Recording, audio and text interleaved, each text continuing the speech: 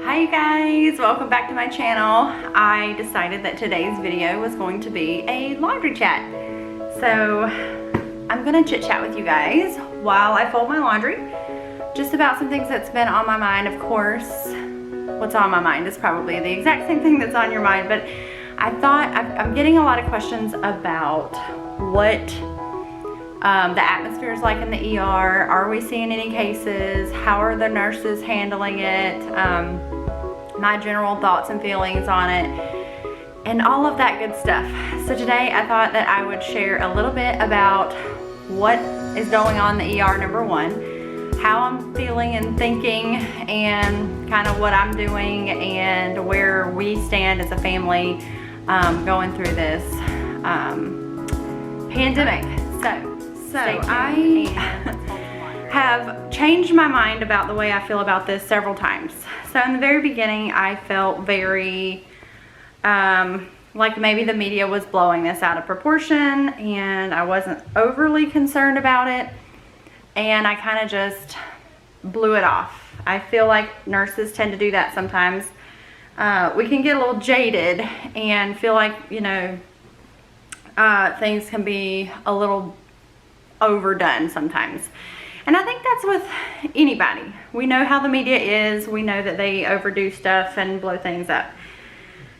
Where I'm at now is a very different place. I'm seeing, you know, the way even our own doctors in the ER are sort of coming to us. Let me just back up. First of all, there's still a mix between the nurses of some that are super concerned and some that are still kind of downplaying it.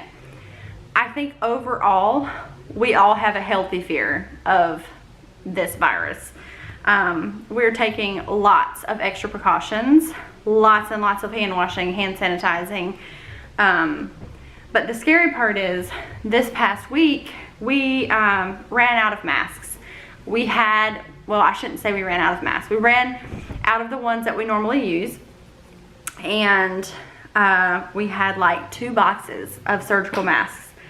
And if you have ever seen an ER, you know that 2 boxes of masks is definitely not enough to use them in the way they're intended to be used, which is 1 mask per patient. So I put my mask on, I go in, I see my patient. After I, you know, do my hand hygiene after seeing the patient, I take my mask off and dispose of it. So right now, we have some surgical masks, the tie-back ones, and we are reusing them. And I'm talking like all day long. So there's definitely not enough masks, and we only had a limited quantity of the N95 respirators. So we are only to use those if we do have a suspected case.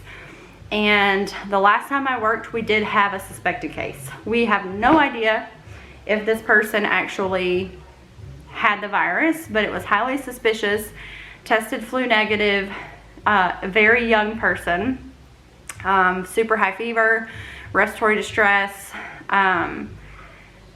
The x-ray, chest x-ray was normal, and the flu was negative. This person had also traveled from not another country, but another place in the United States that has a lot of cases. So everyone that entered that room, we did treat that as a possible coronavirus case. And yeah, like only the people that absolutely had to go in that room went in that room.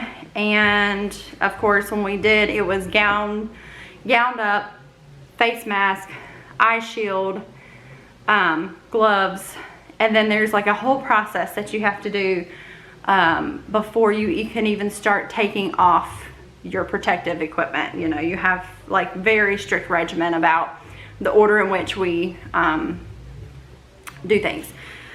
So last week we also were trained on a new helmet that we will wear should we have, actually I think they're going to be having all of the nurses in triage, the ones sitting up front, secretaries, anybody who is, I felt something like a spider or something crawl on my arm. Okay, that was weird. Anyway, whew, y'all ever do that? Okay, so, sorry. These helmets, I mean, they're like huge helmets, and they have this shield that goes all the way over your face, and it wraps around your chin, and it has an air filter in the top, and you plug it in, and it actually has air circulating inside of your face mask to keep you safe. It looks like something off of a movie. It's crazy, but I'm very grateful that we have that type of equipment. I feel like we're going to be using them probably this week or next. They're talking about setting up like tents for care of those type of patients so that they're not coming into the ER. And of course, we would be required to work and rotate through those areas. So that being said, it's been really strange in the ER. Last week it was eerily quiet sometimes, just no patients, very quiet. Like the ones we did have were very sick. It was just like something I've never seen before, because we're always busy. But it was just odd, and it feels almost like the calm before the storm, you know? So, at this point, I got a little bit more concerned when one of our head doctors was kind of gathered us around, and he was very serious, and he was like, you guys know we're gonna get sick, right? We're going to start getting sick, like us. And it was just like, it hit me kind of like at that point how really serious this is. And I mean, I knew how serious it was, but just the tone of his voice and the way he said that really hit me in a different place. You know what I mean? Like the reality of the fact that my coworkers are probably going to start getting sick. I may get it. It's just a really grave realization. And the fact that I'm pregnant, that's another concern. I'm not living my life in fear, but I know that I'm at higher risk of more serious illness because of my pregnancy. Your immune system tends to be lower during pregnancy. So that's kind of concerning. Baby's awake. How did I know? Hello? Hi. You want to do laundry? You want to do laundry? So, yeah. So my nervousness has increased a little bit. You heard the kids. He's running off. I have to work, you guys. I mean, my husband's self-employed, and at this point, those types of businesses are like shut down. And while he still does have some work left, thank you, Jesus, it makes it very, very difficult. We really struggled during the last recession. It hit our business really hard. And right now, I'm the one that has the insurance for the entire family. And I have to go to the doctor multiple times a month. So it's not really something that I have any control over whatsoever. I have to work. And, until something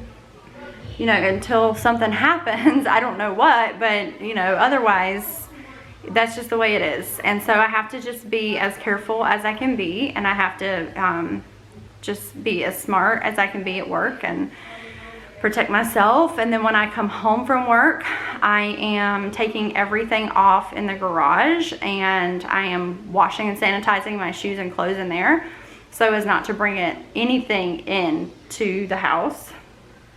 So that's kind of the steps that we're taking. And it's a little nerve-wracking. A lot of people are, preparing for the worst case scenario, and I think that's wise. Do what you can do for your family. Some people are not happy with people who are doing the best they can to have like a month's worth of food in the home, but that's really nothing new. We have always shopped for 2 to 4 weeks at a time. That's when we can, that's what we try to do. And at this point, where we are as far as food supply goes, I would say we have enough for probably 4 to 5 weeks if we bought nothing else right now. I mean, we could probably survive. I'm talking about like with meat and everything else, but we could probably survive for 2 months on what we have, but we would run out of meat, We would have to just rely on other types of foods. So, with that being said, with the last Costco haul that I did, I got some comments about, some rudeness, and I understand why. I do understand that, but you have to understand too that we're looking at this from a standpoint as if my husband will have no more work.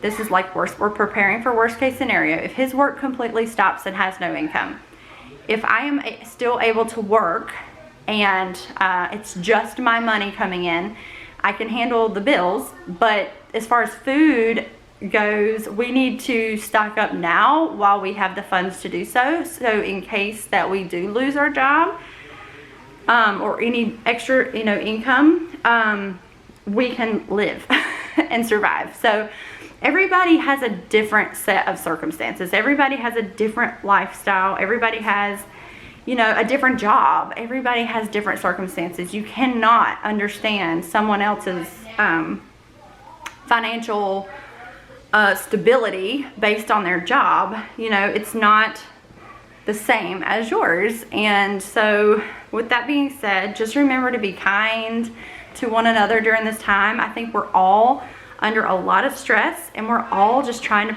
do the best we can for our family and provide for our families, and if need be, be there for the community as Christians to help other people during this time. There's a lot that we could do right now to be the hands and feet of Jesus, and I think that we're going to get the opportunity to do that. And so my husband and I have been talking about ways that we can help others.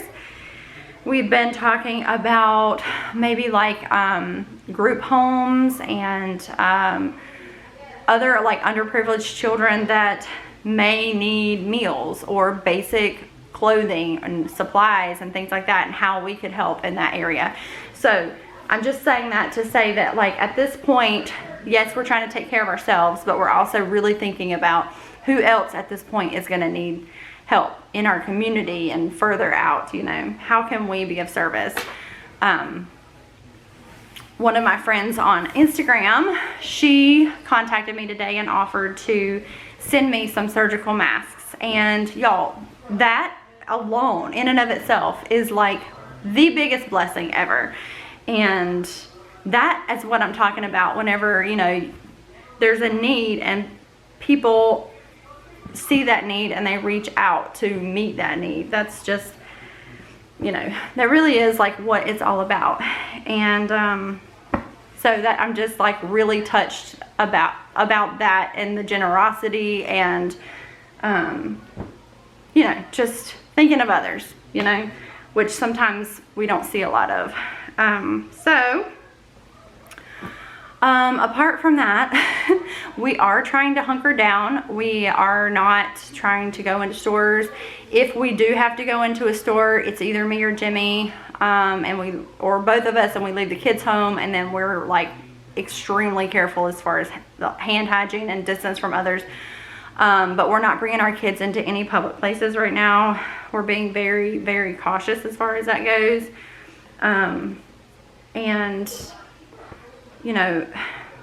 One of my children is struggling with some anxiety over this, and it's hard. It's really hard, especially when there's already like an issue with fear.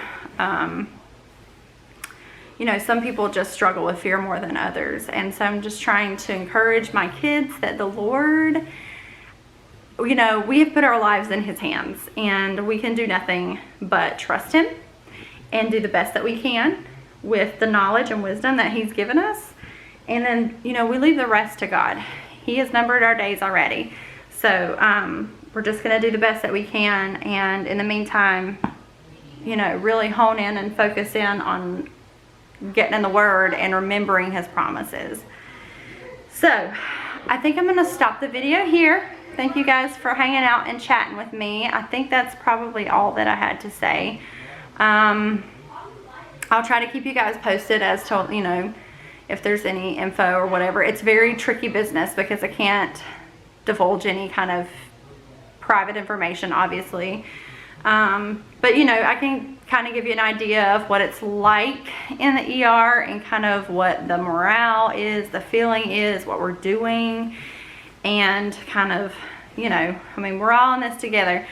You know, we had to sign a paper saying that we will show up to work or else we won't have a job. So, you know, it's vital that healthcare workers come to work to take care of the sick.